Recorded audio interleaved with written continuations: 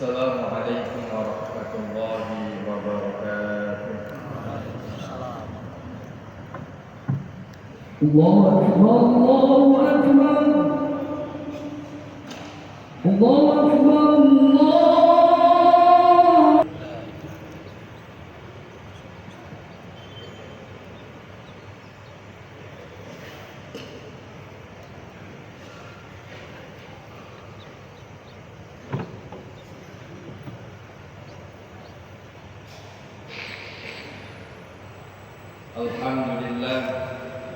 Alhamdulillahi rabbil alamin alladzi khalaqal insana min tin thumma ja'ala naslahu min sulalatin min ma'in mahin. Asyhadu an la ilaha illallah rabbul insi wal jinni wa sairil makhluqin wa asyhadu anna sayyidana Muhammadan 'abduhu wa rasuluhu afdhalul anbiya'i wal mursalin. Allahumma shalli ala sayyidina Muhammadin abdika wa nabiyyika wa rasulika nabiyil ummi wa ala alihi wa sahbihi wa barik wa sallim taslima bi qadri 'azamati dzatika fi kulli waqtin wa hin. Amma ba'd, fa ya ayyuhan nas usikum wa nafsi bi taqwallah faqad fazal muttaqun. Qala Allah Ta'ala fil Qur'anil Azim. Bismillahirrahmanirrahim. Ya ayyuhalladzina amanu taqullaha haqqa tuqatih wa la tamutunna illa wa antum muslimun. Qala Nabi sallallahu alaihi wasallam, ittaqillaha haitsu ma kunta wa atbi'is sayyi'atal hasanata tamhuha wa khaliqin nas bi khuluqin hasan. Sadaqallahul azim wa balagha rasulul karim wa nahnu ala dzalika minasyahidin wa syakirin walhamdulillahi rabbil alamin. Hadirin jamaah salat Jumat rahimakumullah.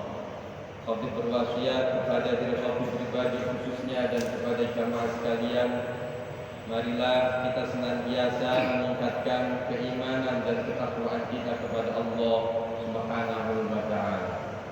Takwa adalah arti yang sesuai sesungguhnya adalah imtithalu awamirillah wa ijtinabun nawahi, yakni menjalankan perintah-perintah Allah dan menjauhi larangan-larangannya.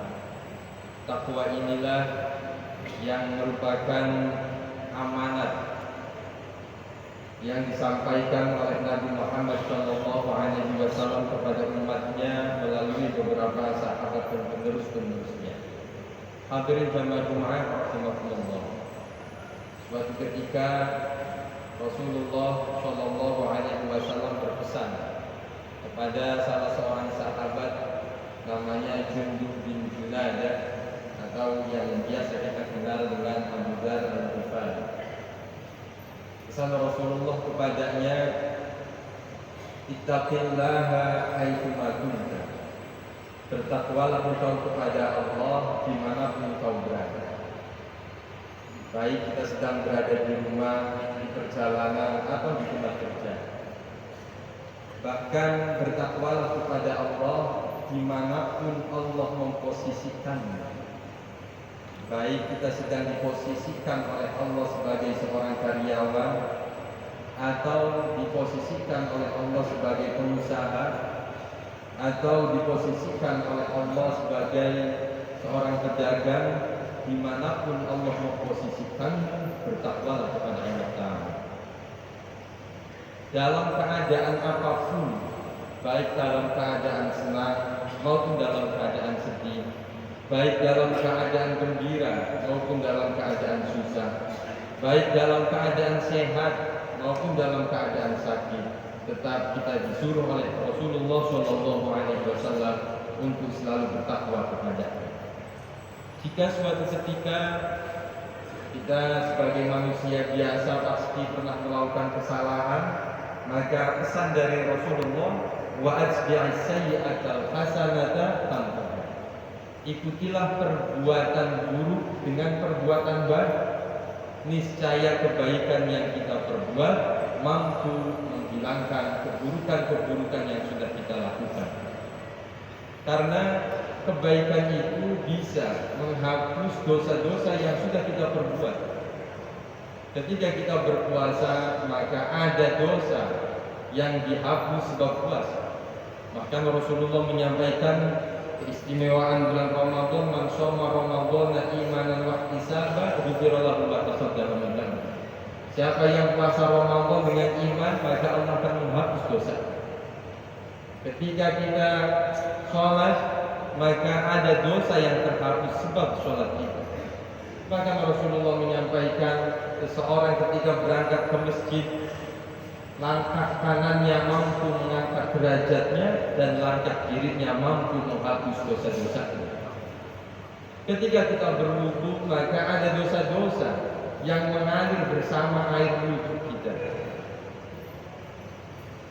Alhasil bahwa seluruh kebaikan yang kita perbuat, ada dosa yang dihapus dengan kebaikan-kebaikannya. Hadirin jamaah Jumat. Hanya saja Rasulullah pernah menyampaikan ada salah satu dosa di mana dosa ini tidak bisa dimaafkan oleh puasa kita, tidak bisa terampuni oleh puasa kita, tidak bisa mendapatkan ampunan dan maghfirah dari Allah oleh baca Quran kita, oleh zikir kita, oleh sedekah kita, tidak bisa. Tetapi dosa ini hanya bisa diampuni oleh Allah dengan rasa lelahnya kita saat mencari nafkah untuk keluarga. Hadirin jamaah rahimakumullah. Kebaikan apapun jangan pernah kita remehkan. Walaupun seakan-akan kebaikan itu adalah kebaikan yang sangat kecil, walaupun hanya menyingkirkan duri dari jalanan, walaupun hanya menyingkirkan sesuatu yang mengganggu di jalanan, walaupun hanya dengan sedekah, kata Rasulullah, bisyikki tamrah, hanya dengan sedekah dengan separuh dari kurma, jangan pernah kita meremehkan. Siapa tahu saat kita melakukan kebaikan itu, Allah memberikan ridha kepada kita semua. Hadirin jamaah rahimakumullah. Lantas yang ketiga, Rasulullah berwasiat kepada sahabat Abu Dzar, wa khaliqin nas bi khuluqin hasan. Perlakukanlah manusia, bergaullah dengan mereka dengan pergaulan yang baik, dengan perlakuan yang baik. Bahkan ini adalah merupakan satu ajaran dari Rasulullah yang sangat luar biasa. Siapapun manusia, kita dianjurkan untuk berbuat baik kepadanya. Mulai dari tingkat keluarga, Rasulullah menyampaikan khairukum li ahli. Orang baik di antara kalian adalah orang yang bisa berbuat baik terhadap keluarga. Kemudian berikutnya adalah tetangga. Rasulullah pun berwasiat kepada umatnya mengenai tetangga. Man kana yu'minu billahi wal yawmil akhir falyukrim jar. Dan wasiat ini menurut Khatib adalah wasiat yang sangat luar biasa keras. Barang siapa yang beriman kepada Allah dan hari akhir, maka muliakan tetangganya. Artinya kita menghormati, memuliakan, berbuat baik kepada tetangga itu dikaitkan dengan keimanan kita kepada Allah dan hari akhir. Kalau kita tidak mau berbuat baik terhadap para tetangga, maka perlu dipertanyakan keimanan yang ada di dalam dada kita. Karena mungkin Rasulullah juga sudah mengetahui bahwa konflik antar tetangga ini sangat besar kemungkinannya. Hanya karena misalkan mohon maaf masalah parkiran, hanya karena masalah anak, hanya karena masalah jemuran, hanya karena masalah-masalah remeh menjadi masalah besar. Sehingga Rasulullah benar-benar mewanti-wanti, mewasiatkan agar kita selalu berbuat baik kepada tetangga. Berikutnya kepada seluruh orang. Kata Rasulullah, laisa minna man la yarham shaghirana wa la yuwaqqir kabirana. Bukan termasuk dari golongan kami orang yang tidak mau menyayangi anak yang lebih kecil dan juga tidak mau menghormati orang yang lebih tua. Inilah pesan Rasulullah yang sangat luar biasa. Bahkan suatu ketika Rasulullah sedang duduk di hadapan para sahabat. Kemudian Rasulullah menyampaikan, yattali'u 'alaina al-an rajulun min ahli jannah. Akan datang di hadapan kita salah seorang dari penduduk surga. Mata para sahabat semuanya tertuju ke pintu Masjid Nabawi saat itu. Dan ternyata yang datang ini adalah sahabat biasa yang tidak begitu terkenal. Di Sahih Tirmidzi juga disebutkan oleh Imam Ibnu Katsir dalam tafsirnya, itu tidak disebutkan nama dari sahabat itu. Ini adalah orang yang biasa yang tidak terkenal di kalangan para sahabat, tidak terkenal ibadahnya, juga tidak terkenal hartanya. Orang biasa-biasa saja.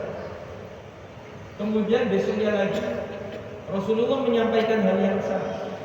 Yattali'u 'alaina al-an rajulun min ahli jannah. Akan datang di hadapan kita salah seorang dari penduduk surga. Dan ternyata yang datang adalah orang yang sama. Sampai 3 hari berturut-turut Rasulullah menyampaikan hal yang sama, dan yang datang juga orang sama. Akhirnya ada seorang sahabat merasa penasaran, kiranya apa yang dia perbuat sampai Rasulullah mengatakan 3 kali berturut-turut dalam 3 hari bahwa orang ini adalah salah seorang dari penduduk surga. Datanglah dia ke rumahnya dan mencoba untuk bertamu. Wahai saudaraku, saya akan bertamu. Akhirnya disiapkan kamarnya, disiapkan tempatnya untuk 3 hari. Karena memang kewajiban tuan rumah untuk menghormati tamu itu sampai 3 hari. Kata Imam Syafi'i, hanya yang wajib itu adalah penghormatan. Tapi kata Imam Hambali, bentuk penghormatan itu adalah dengan sungguhan. Maka sungguhan memberikan sungguhan terhadap tamu adalah merupakan kewajiban. Akhirnya dia menginap di malam hari, sehabis sholat isya dia tidur. Tapi dia mencoba untuk tidak tidur, memperhatikan apa yang dia perbuat. Ternyata dia pun tidur sebagaimana pada keumuman orang. Malamnya jam 12 sudah masih tidur, jam 2 belum bangun, jam 3 juga masih tidur. Bangun-bangun ketika sudah masuk waktu subuh. Dia berangkat ke masjid, habis sholat subuh dia perhatikan juga sama. Selama 3 hari tidak ada sesuatu yang istimewa dalam diri orang ini. Tapi kenapa Rasulullah menyampaikan bahwa dia adalah salah seorang dari penduduk surga? Akhirnya setelah dia mau berpamitan selama 3 hari, yang menyampaikan maksud dan tujuannya datang ke rumah beliau. Kata sahabat yang bertamu ini, di riwayat itu ada yang mengatakan yang datang adalah sahabat Anas, ada yang datang yang ada riwayat juga mengatakan yang datang adalah sahabat Abdullah bin Mas'ud. Sahabat ini bertanya, wahai saudaraku, saya bertamu ke rumahmu dengan tujuan karena saya mendengar dari mulut mulia Rasulullah SAW bahwa engkau ini adalah salah seorang dari penduduk surga. Saya ingin bertanya, kiranya amalan apa yang kau perbuat sehingga engkau dikatakan oleh Rasulullah sebagai penduduk surga? Kata orang yang tadi mengatakan amal di kamar. Amal-amalnya sebagaimana kau lihat. Tidak ada yang saya reka-reka, tidak ada yang saya buat. Saya melakukan aktivitas sebagaimana biasa. Akhirnya orang ini yang bertamu ingin pergi, tapi orang ini melanjutkan, hanya saja saya semenjak saya memeluk agama Islam, saya tidak pernah ada kebencian terhadap satu orang Muslim pun. Subhanallah. Kata sahabat ini mengatakan, hadzal ladzi balagha ilal jannah. Ini adalah amalan yang menghantarkanmu ke dalam surga. Artinya apa? Artinya calon penghuni surga adalah mereka yang memiliki hati yang bersih. Maka pantaskan diri kita untuk bisa mendapatkan surganya Allah Subhanahu wa taala.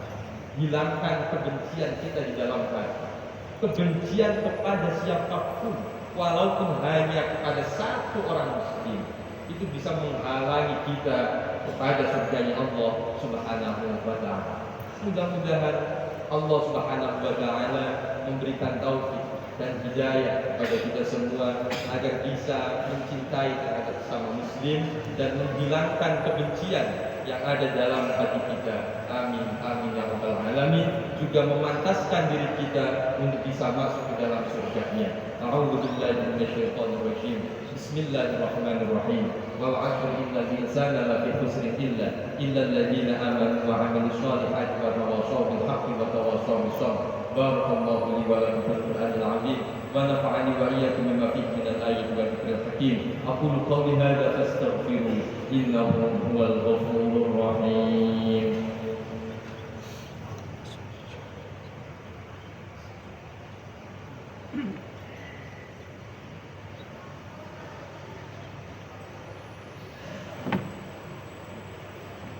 Innal hamdalillah nahmaduhu wa nasta'inuhu wa nastaghfiruh wa na'udzu billahi min shururi anfusina wa min sayyiati a'malina. May yahdihillahu fala mudilla lahu wa may yudlil fala hadiya lahu. Asyhadu an la ilaha illallah wahdahu la syarika lahu wa asyhadu anna sayyidana Muhammadan 'abduhu wa rasuluhu alladzi la nabiyya ba'dahu. Allahumma shalli wa sallim 'ala hadzal nabiyil karim nabiyyina Muhammadin wa 'ala alihi wa sahbihi wa man tabi'ahu wa wala. Amma ba'd, fa ya ayyuhan nas ittaqullaha haqqa tuqatih wa la tamutunna illa wa antum muslimun. Wa'lamu anna Allah subhanahu wa ta'ala shalla bi nabiyyina Muhammadin sallallahu alaihi wasallam. Faqala ta'ala wa lam yazal qailan 'alima.